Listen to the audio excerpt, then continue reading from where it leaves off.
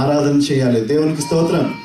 మరి సమయంలో Bible reading చేద్దామండి. మన మధ్యలో మొదటిగా మత్తయి సువార్త 28వ అధ్యాయం నుండి బ్రదర్ సోలమన్ దాసరి గారు, లూకా సువార్త 24వ అధ్యాయం నుండి సిస్టర్ జూలియా గిర్ల గారు వచ్చి బైబిల్ రీడింగ్ చేయవలసిందిగా కోరుతున్నాను.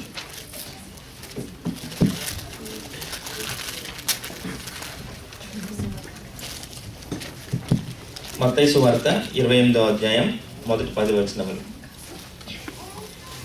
విశ్రాంతి దినము గడిచిపోయిన తర్వాత ఆదివారమున తెల్లవారుచుండగా మగ్దలేనే మరియయు వేరొక మరియయు సమాధి చూడవచ్చిరి.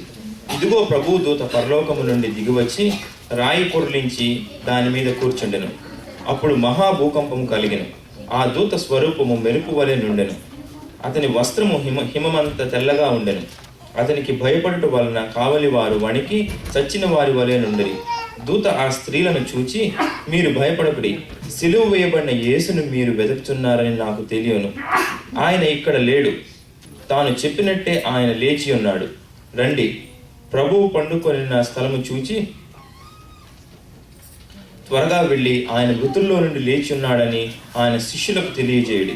ఇదిగో ఆయన గలిలయలోనికి మీకు ముందుగా వెళ్ళుచున్నాడు. అక్కడ మీరు ఆయన చూతురు.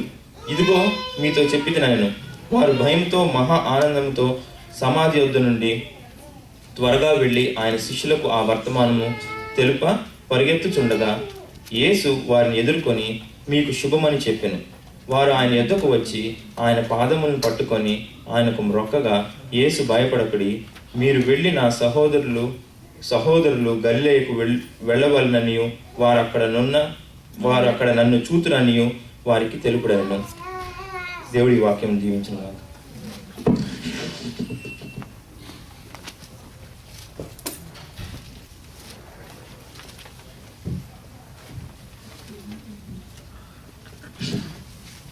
లూకా సువార్త 24వ అధ్యాయం మొదటి నుండి చదువుకున్నాం.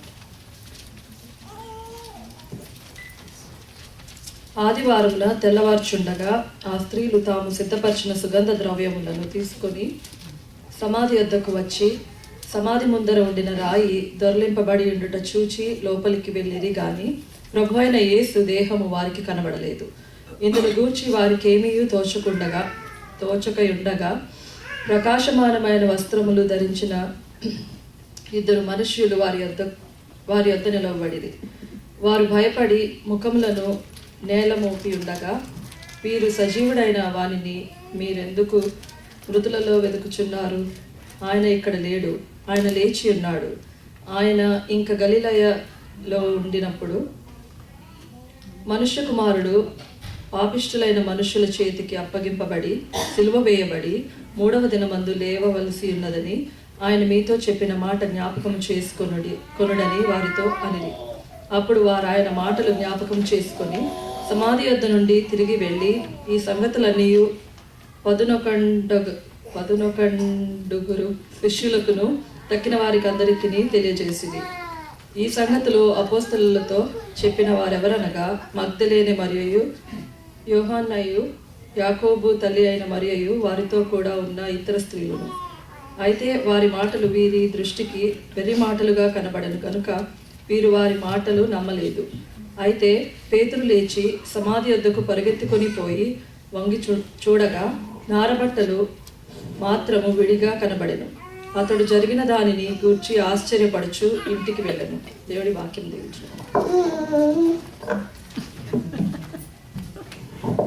Thank you Kiran and Julia.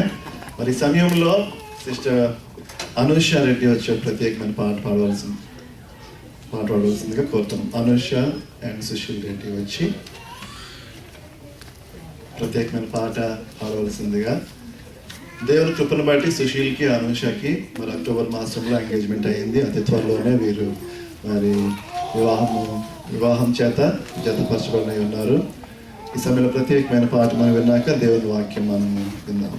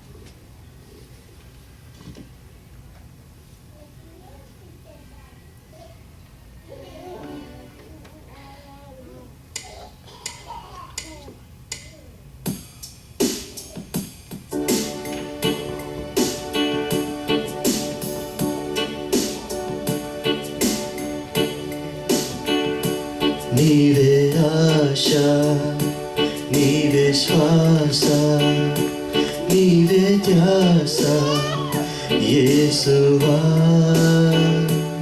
నీవే ప్రాణం, నీవే గానం, నీవే ధ్యానం, ఇష్టమా. తలచుదునే నాపై కురిసిన నీ మధుర ప్రేమను. తలచుదునే నాపై కురిసిన నీ మధుర ప్రేమను. నీ రూపులోనే నీ చేతి పనిగా నన్ను నీవు మలచితివే. నీ శ్వాసతోనే నీ మహిమ కొరకై నన్ను సృజించితివే. నీవే ఆశ, నీవే శ్వాస, నీవే ధ్యాస యేసువా. నీవే ప్రాణం, నీవే గానం, నీవే ధ్యానం నేస్తమా. ఇహమున నా కొసగిన ఈ ధర ఎంతో భాగ్యమని తలచితి నీ ప్రమచితి అంతయు నాకు సొంతమని.